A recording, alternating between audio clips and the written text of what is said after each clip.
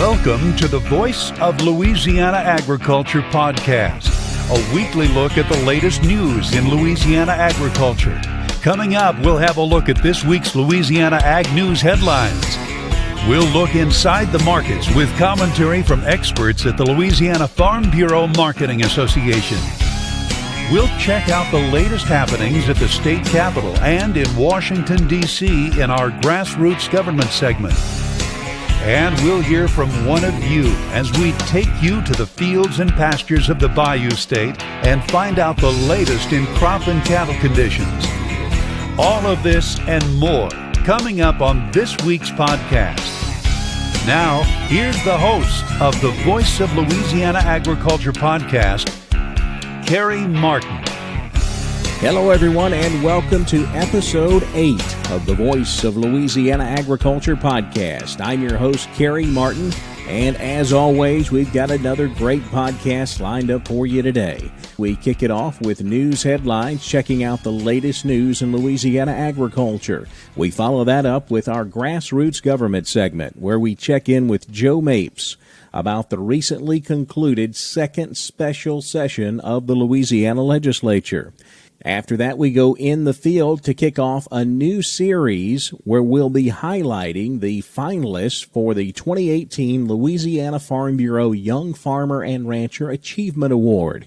We have 3 finalists for that award, which will be presented at the upcoming Louisiana Farm Bureau Convention in New Orleans. We'll look into both the grain and livestock markets, then wrap it all up with a look at the Louisiana Ag Calendar.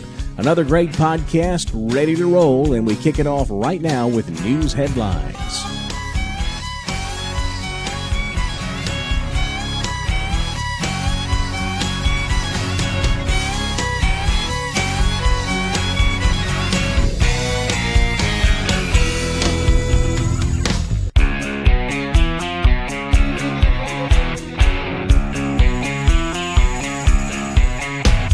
Here's a look at the latest news headlines in Louisiana agriculture on the Voice of Louisiana Agriculture podcast.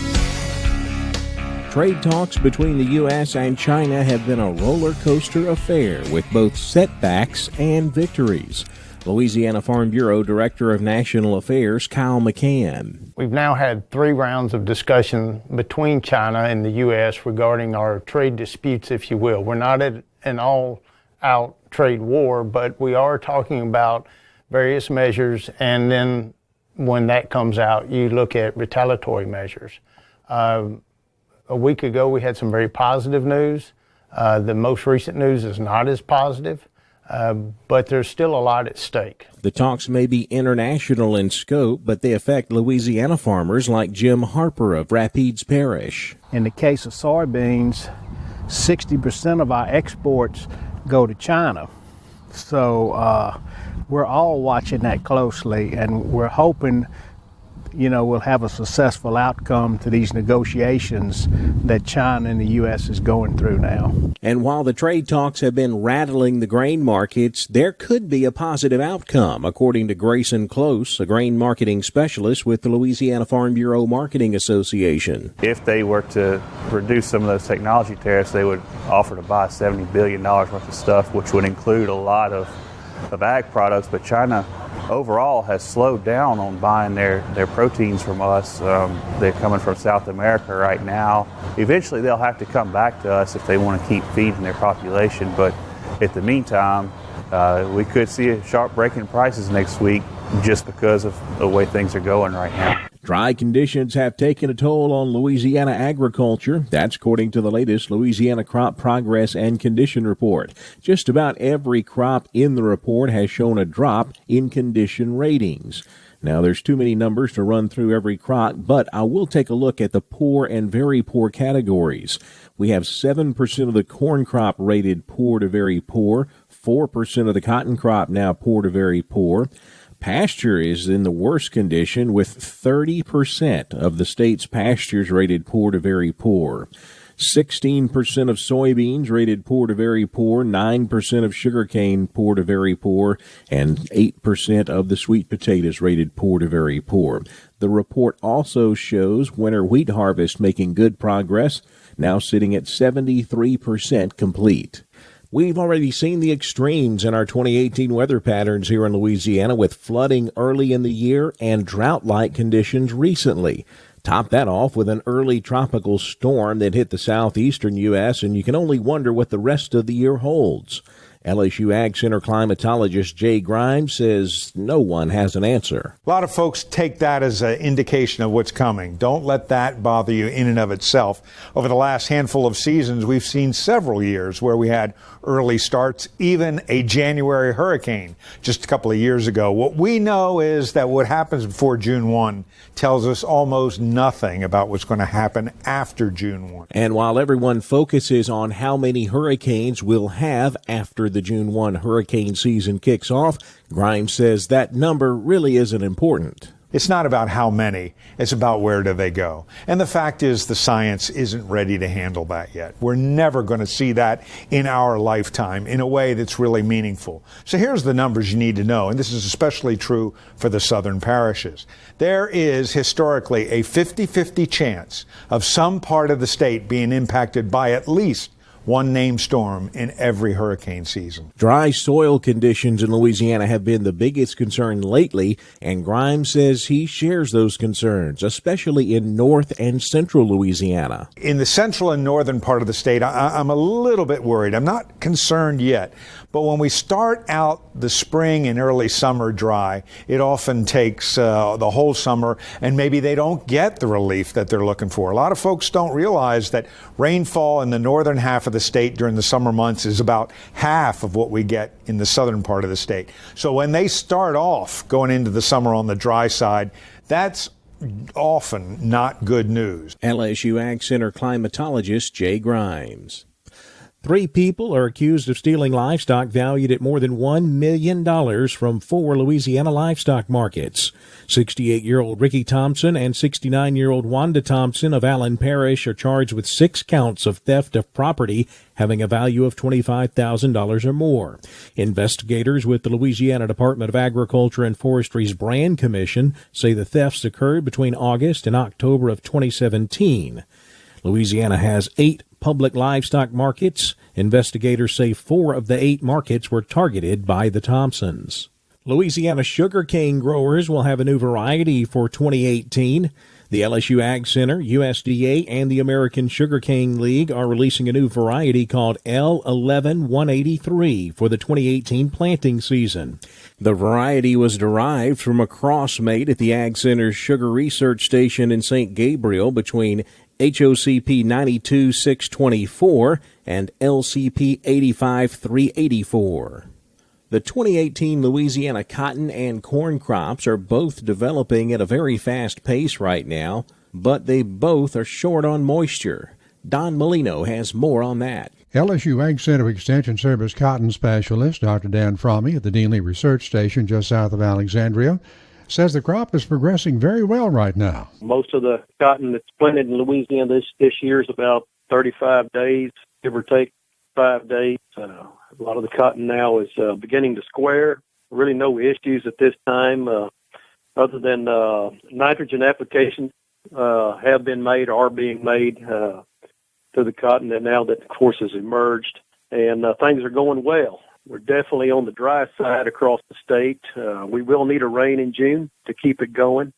The soil moisture situation across Louisiana, the southern half is, abnormally dry. And then you get into the northern part of the state, it's considered normal at this time, but they're going to need a rain as well. Far northwestern part of the state is kind of on the abnormally dry side, just like the southern half is. But Fromme also points out the cotton crop is going to be needing some rain by the end of this month. From an insect standpoint, things have been quiet. Most of the cotton now has outgrown the issues with thrips. Last week or two, we were spraying for thrips, but now it's got some size on it. We don't have to worry about thrips issues. far as the aphid is concerned, there is a few, but most of them are at manageable numbers at this time. And from a weed standpoint, being on the dry side this year, weeds have not been that big of a problem in Louisiana. I guess the key issue, going to need a rain in June. We will know we get into the last few days of June and first week of July here in Louisiana. We're going to begin to flower. It's always a critical time as far as keeping those bolls on the plant. Hopefully we'll have a wet spell here in June to keep us going, and we sure need a good cotton crop this year across the state. Dr. Fromme also serves as a corn specialist for the LSU Ag Center. He says this year's corn crop is progressing at a really fast pace right now. A lot of the corn across the state at the tassel stage, and then you look a little bit closer, it's in the early stages of blister stage as well. As far as making a good corn crop this year, it's going to be imperative here as we're in that tassel stage and into the reproductive stage here that, we're going to use a lot of water, or that corn crop uses a lot of water. We're going to need some rain here just as soon as possible to keep the good yields progressing. Some of the corn, especially in the southern half of the state, has been stressed for quite some time.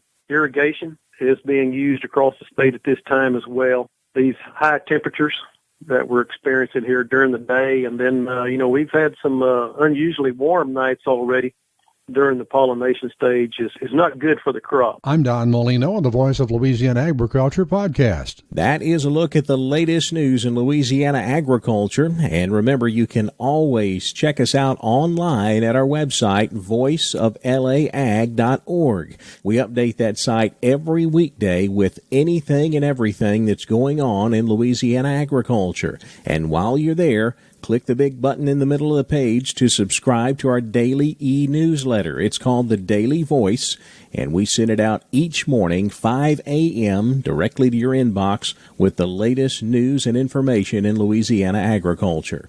Coming up next, we'll get a recap on the recently concluded second special session of the Louisiana Legislature. That's in our Grassroots Government segment next on the Voice of Louisiana Agriculture podcast.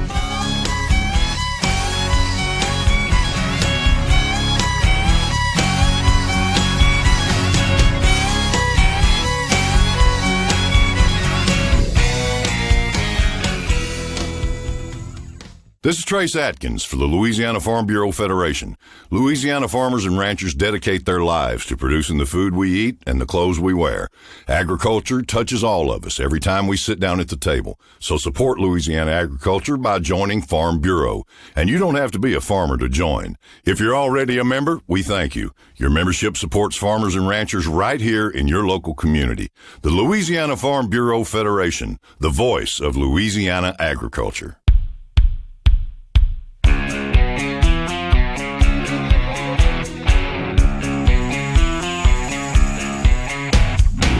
It's time for a look inside the halls of government in this week's edition of Grassroots Government on the Voice of Louisiana Agriculture podcast. On this week's edition of Grassroots Government, we go back to the state capitol in Baton Rouge to talk about the recently concluded special session of the Louisiana Legislature. Joe Mapes is a lobbyist with the Louisiana Farm Bureau Federation. And Joe, I guess my first question would be, was this special session just a waste of time and money? Yes, it was a big waste of time, a lot of people's time, not just the legislature itself or all the staff connected to that, but all the private business and industry that has great concern over these pieces of legislation and the outcome of the budget ultimately. It was a waste of time. Now we're headed towards another one. So really, we're just in the same situation that we were in before the session started. Yes, we're in the same exact situation as we were in each of the three previous legislative sessions, which is we have no budget. I'm told we passed the budget. Okay, we did pass the budget, Kerry, but we haven't passed a funding mechanism. And that would be, an extension of the partial portion of the penny, either a third or a half of the fifth sales tax penny that's been on the books for 2 years. It was supposed to come off June 30th, but now they're talking about reinstating a portion of it as a source of revenue to fund the budget bill that they did actually pass in this past session. Now, who knows if that budget stays like it is or not coming into this next session. Joe, I know that one thing they were looking at is removing some exemptions on those sales taxes. We initially had a commitment from the governor that agriculture was safe, but I know during the special session, those ag sales tax exemptions did come under attack. I think the last time you and I spoke on radio, Kerry, I think we did discuss that we had a commitment from the governor, but I think I did say we needed to still be concerned with certain members of the legislature, and that's exactly where this initiative came from. It came from the chairman of the taxing committee in the Senate, and then it moved on from there. But now it's like a piece of bait going across the top of a pond, Kerry. Now that it's out there, and we killed that legislation, that amendment, but now that it's out there, other legislators are looking at ag as a source of potential revenue for future budget deficit situations. So that's my concern. That's another concern. We've got to get this budget deficit resolved just so they stop trying to train the gun turret on us, which is what's happening right now. And they think that there's and this is from discussions we were privy to up there at the Capitol, but a lot of them think that the most important ones, or the only ones we need, is feed, seed, and fertilizer, and all the rest of them we can live without. And we know that diesel and propane fuel and steam used in sugarcane mills, and it goes on and on. The rubber tire exemption, the manufacturer's machinery and exemption, they took all of that away, and they thought we could live without it. So, you're right. They came after it, and they came after it hard. But we were able to stop it, and one way that we did stop that was by mobilizing our grassroots efforts through our voter voice system. I know a lot of our listeners may not be familiar with this voter voice system. If you would, Joe, run through that voter voice system and how our listeners, farmers, ranchers, people involved in agriculture can get involved in that and be involved in the legislative process. What is that?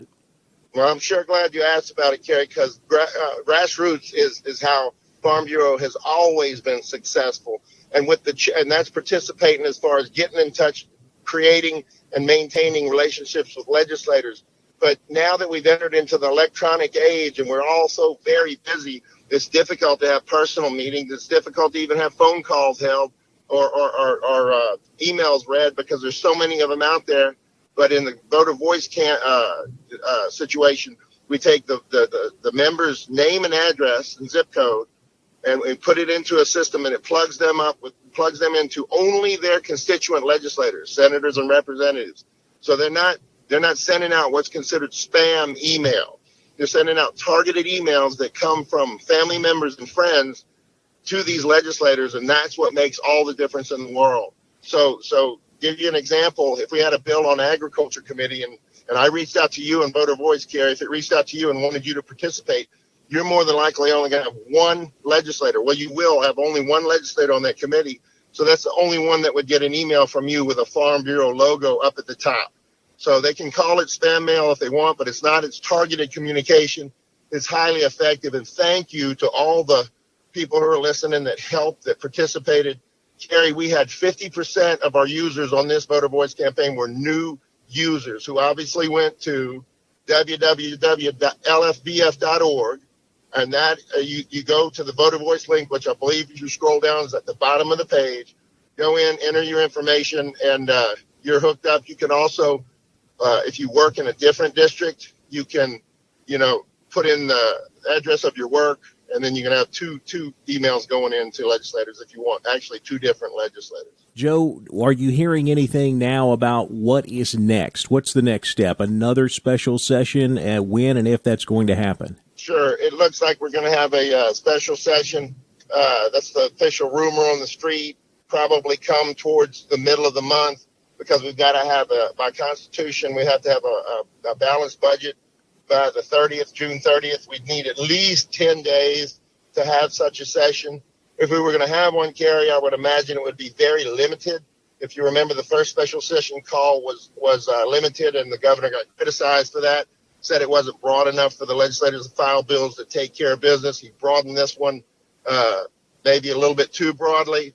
I would think he would need to go back to a more narrow call just basically addressing the issue at hand, which is how do we get money to fund the budget that we passed. So I would imagine it would be just sales tax issues we'd be looking at in this next special session.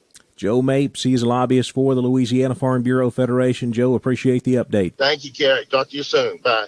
Coming up next, we go in the field where we will start a special series highlighting 3 of the most outstanding young farmers in the state of Louisiana. That's next in the field on the Voice of Louisiana Agriculture podcast.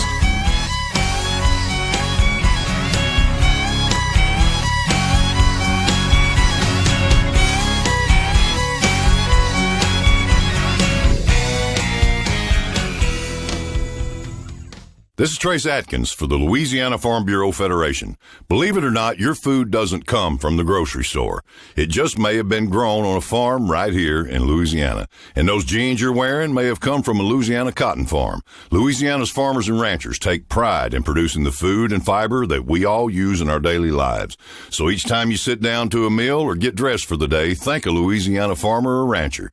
The Louisiana Farm Bureau Federation, the voice of Louisiana agriculture.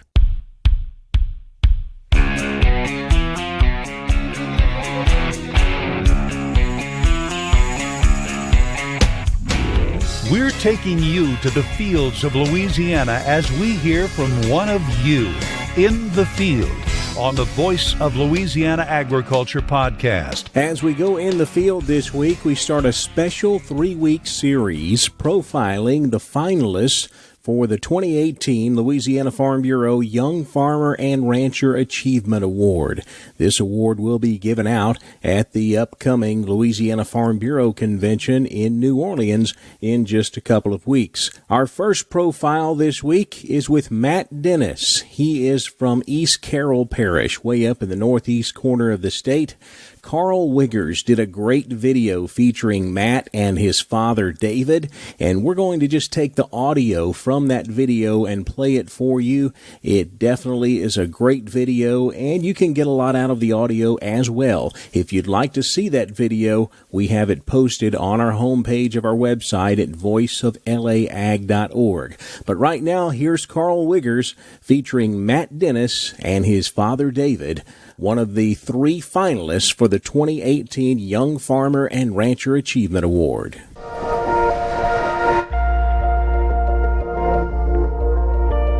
Matt Dennis is in full swing planting his 2018 soybean crop, and at 25, Matt is right at home in the cab of his tractor. He loves that the farming industry is constantly changing with new challenges every day. You're constantly changing, and so you never really get bored of it. It's always something new and different skills you can learn. He's been learning these new skills since he was a child growing up right here on this farm. Matt's father, David, says that he has been a great partner to have. Oh, I couldn't farm without him. He made me prouder than anything ever in my life. I'm impressed every day with what he does and can do. He just took to it. He's always liked it since he was a little boy. Probably 13 to 14, I was in charge of setting hippers, and neighboring farmers started calling me, asking my opinions on certain pans, scallop pans, regular pans, what type of barons, how to get the barons out. And so I started learning more and more about it so I could have that responsibility. That early responsibility set Matt on a trajectory towards success, but it also planted in him the lifelong desire to farm, and he would stop at nothing to make that dream a reality. We were just talking, and he just put his sandwich down and said, "You know, all those people talk about how hard you work." I said, "Yeah." He said, "Well, they're going to be talking about how much harder I work than you." I said, "Well, good luck with that." And he's done it. So I started doing it more and learning more, really paying attention and studying a lot, doing a lot of research.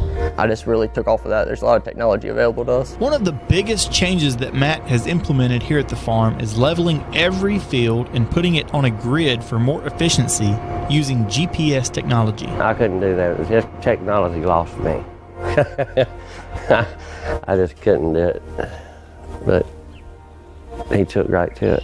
Making 2 AB lines, one north and south, one east and west, where anybody can come. We have some South African foreign workers who don't know this place. So instead of giving them a map, trying to explain field numbers and all that, tell them, hey, east and west, go. And they don't change the AB line for a week. And that simplified the whole thing, because it was constantly somebody getting in the wrong field number or whatever, it smoothed it out a lot. Matt also made improvements to the irrigation and drainage here on the farm. These were big changes that his employees were not too sure about. They thought I spent too much money. I bought ditchers, GPS equipment, the newest technologies.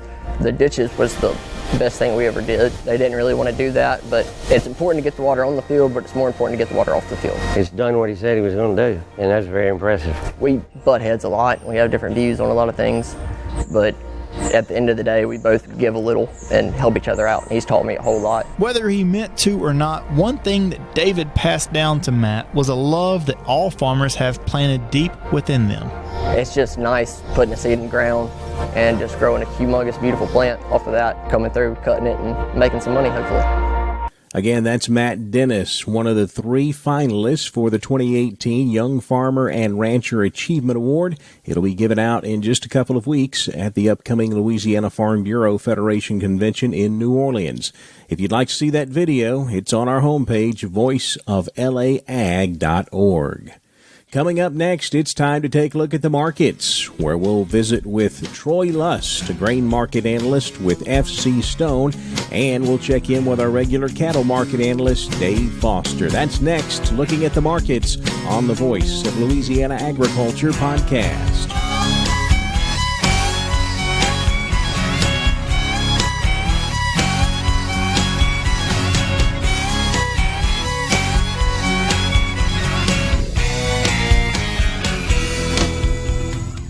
This is Trace Atkins for the Louisiana Farm Bureau Federation. Growing up in Sarepta, I could see the value of agriculture every time I left the house.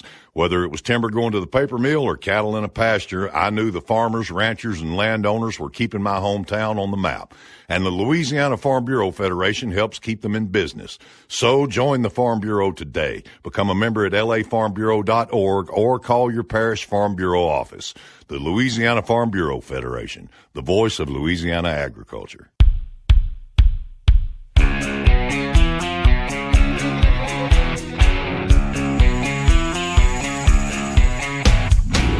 Now let's look at the markets with insight from the experts at the Louisiana Farm Bureau Marketing Association on the Voice of Louisiana Agriculture podcast. Our regular market analyst, Greg Fox, is off for the week, so in his place we head to Des Moines, Iowa to talk with Troy Lust. Troy is a market analyst with FC Stone. And Troy, it has been a really tough week in these grain markets. We've seen losses across the board all week long.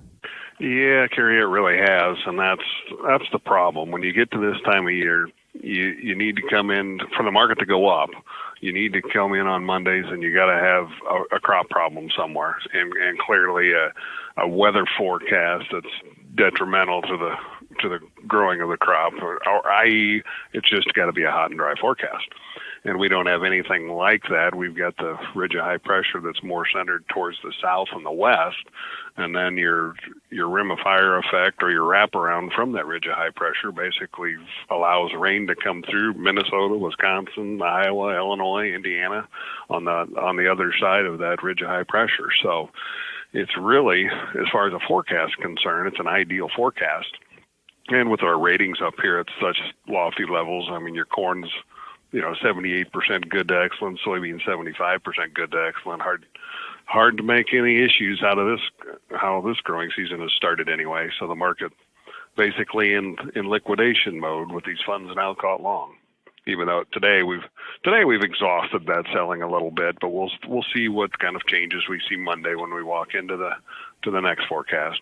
How big of a role have the trade talks played in this decline we've seen this week? Well, they're there. It's somewhat of a problem. The talks are continuing. The trade's disappointed that we've not seen anything out of this yet. And unfortunately, the only thing we've seen is some pork tariffs that have been slapped onto Mexico. So that makes the trade a little fearful that, we could dig our heels in here and have problems with China. So, yeah, no news on that front has been also construed as negatively by the markets. So Yeah, that's frustrating on that one because we had been hinged pretty tightly to that, and the market had really been zigzagging around based on the newswire stories and information coming from the politics of all this. And yeah, for now we've really worn the market out on it. Troy Lust with FC Stone in Des Moines, Iowa. Thanks a lot, Troy. You bet. Take care. Thanks. Now for a look at the rice market, we turn to rice marketing specialist Mark Tall with the Louisiana Farm Bureau Marketing Association's Rice Marketing Office in Crowley. Mark says the rice market has been under a lot of pressure lately. Well, the futures market has taken a hit in the last 10 trading days, losing approximately 8 to 9% on September, and the trading really around 1096. Pretty much light volume across the board. This is fairly normal and typical when between old and new crop, coupled with a lack of supporting fundamental news, therefore allowing for some slippage in the process. The world market price had another dip this week, long grain down about 27 cents, medium short down about 27 cents a hundred as well, while brokers remain the same. The cash market has now converged on old and new crop, bringing the long grain price to $11.19 a hundred based on a 55.70 number 2. And 62.70 number 2, 11.73 a hundred. With higher pumping costs this season, producers would really like to see an increase in value for their product in order to really balance out the expense and income. Rice marketer Mark Tall with the Louisiana Farm Bureau Marketing Association. Here's a quick rundown on how the markets wrapped up on Friday. July soybeans down 5 cents, $9.69 and a quarter. November beans down 5, $9.89 and a quarter. So we dropped below that $10 mark to wrap up the week. The corn market was slightly higher, but still well below $4, where we were just a couple of weeks ago. July corn up 1.5, $3.77 3/4. September corn up 1 1/4, $3.86 1/2. July wheat was down 6 3/4, closing at $5.20 a bushel. As we just mentioned with Mark, rough rice has seen big drops over the last couple of weeks. We wrapped up on a lower note Friday. July rice down 3.5, $11.18 a hundred. September rice down 9.5 at $10.75 1/2. The cotton market continues to trade well above 90 cents.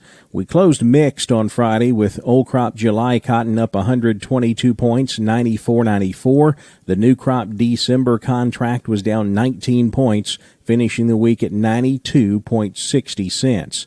We had a big jump in the sugar market as well on Friday. July sugar up 130 points to close at 26.25. Now we move over to the cattle market where we talk with our regular market analyst, Dave Foster. Dave is CEO of Cattle Producers of Louisiana.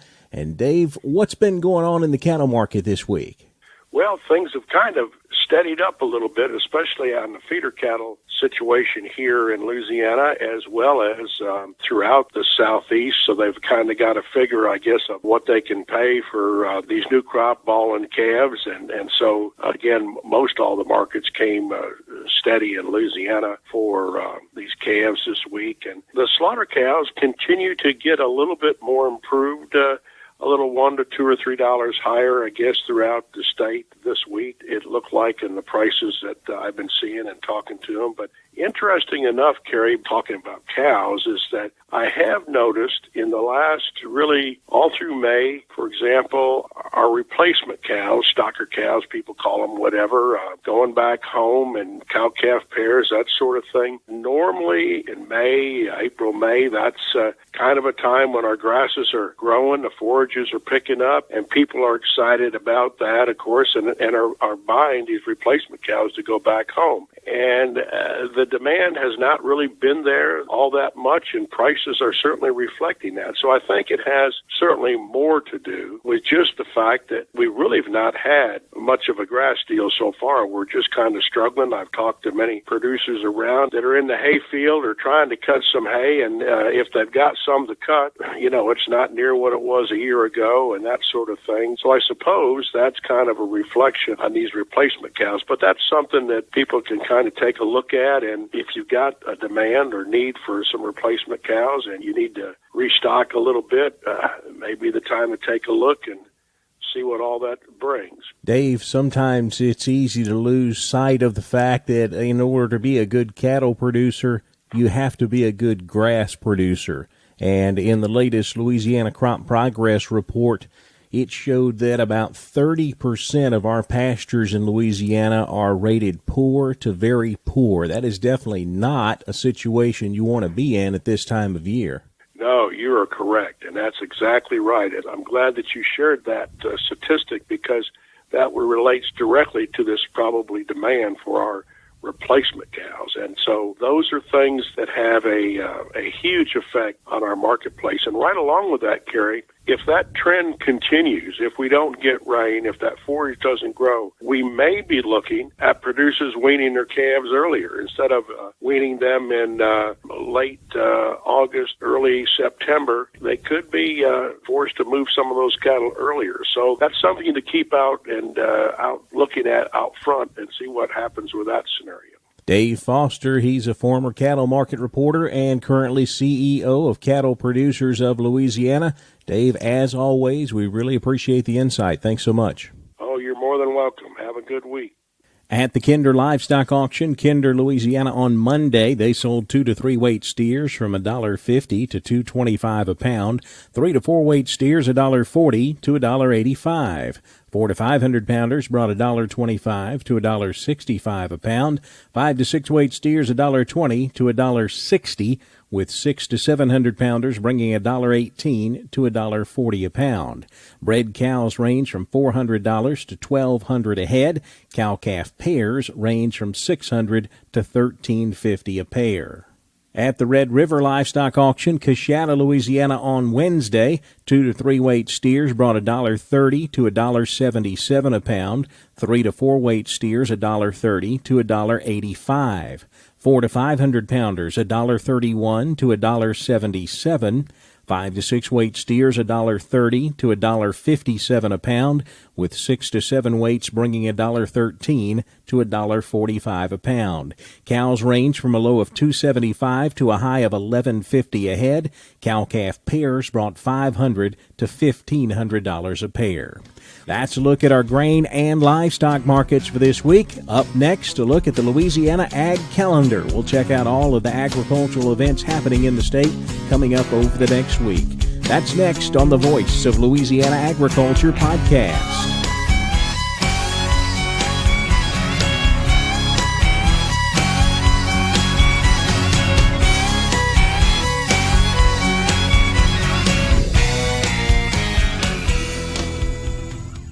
This is Trace Atkins for Louisiana Farm Bureau Federation. You know, your Louisiana Farm Bureau membership gives you access to the best insurance on the planet, but it can also save you hundreds when you buy a car.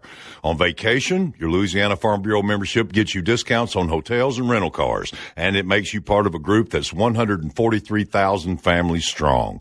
So go to lafarmbureau.org or call your parish Farm Bureau office to become a member.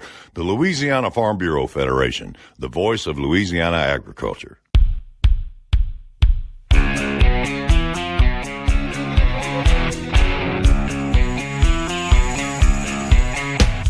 Now, to wrap up this week's podcast, let's take a look at what's coming up this week on the Louisiana Ag Calendar.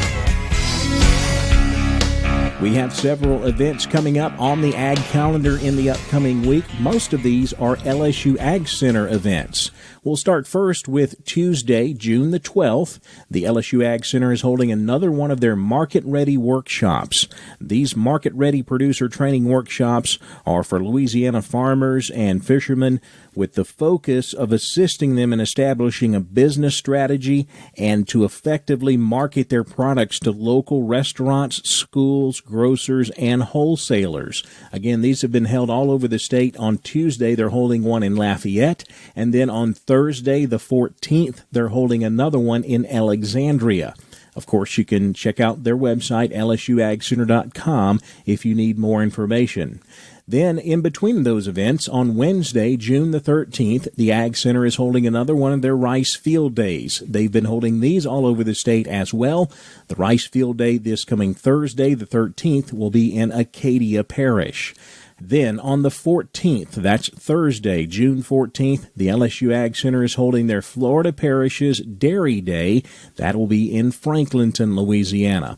Again, if you need information on any of these events, lsuagcenter.com is is the place to find it. Another event coming up on Thursday the 14th is a workshop. It's a fairly interesting workshop. This is the Soil Health in Grazed Longleaf Pine Savanna workshop. This is being sponsored by the Louisiana Grazing Lands Conservation Institute, LGLCI, and it's a workshop being held in Reeves, Louisiana. That's over in southwest Louisiana, kind of in between Kinder and DeQuincy.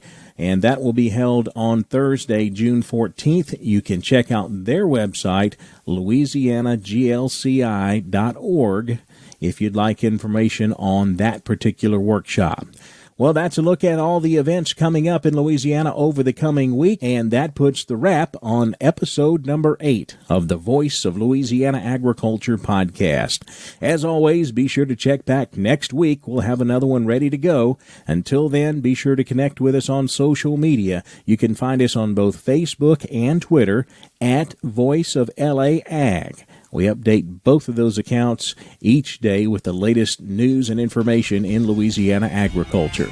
We'll see you right back here next week for another Voice of Louisiana Agriculture podcast. Have a great week.